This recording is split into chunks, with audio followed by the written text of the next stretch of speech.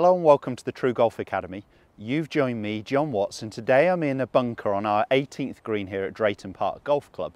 And this video is going to be a really short one, but it's the number one reason I think that golfers struggle, amateur golfers struggle in bunkers. So I was actually doing a bunker lesson this morning, which got me thinking about doing a couple of videos. I've just filmed one talking about wet sand, damp sand. This is going to be, as I said, the number one reason that golfers struggle in the bunkers. What they're tending to do, we want to be hitting around 2 inches behind the golf ball, and where I see most amateurs is somewhere between 6 and 12 inches behind the golf ball. So they're just hitting far too far back. Often what's happening is the club has entered the sand, it's actually rising the other end and they thin it, quite often blaming on not being enough sand in the bunker. Now, the reason golfers are striking too far back is they aren't setting enough pressure into this lead leg.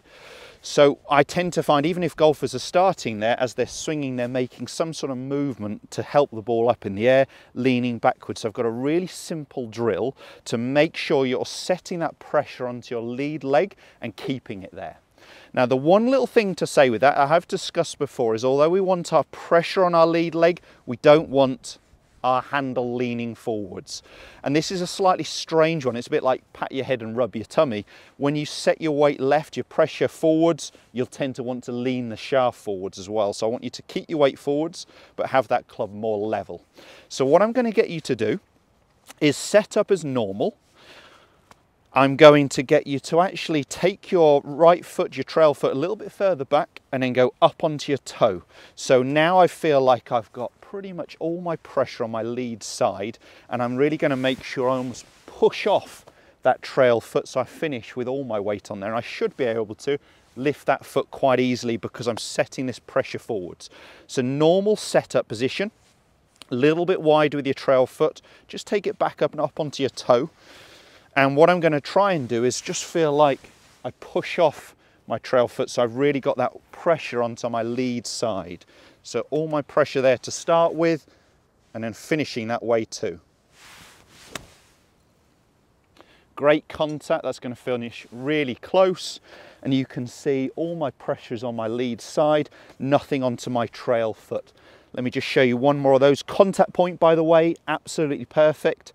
Aiming for 2 inches, hit 2 inches. I hit the line I'd drawn behind the golf ball, like that couple of inches. Let's see if I can do it again.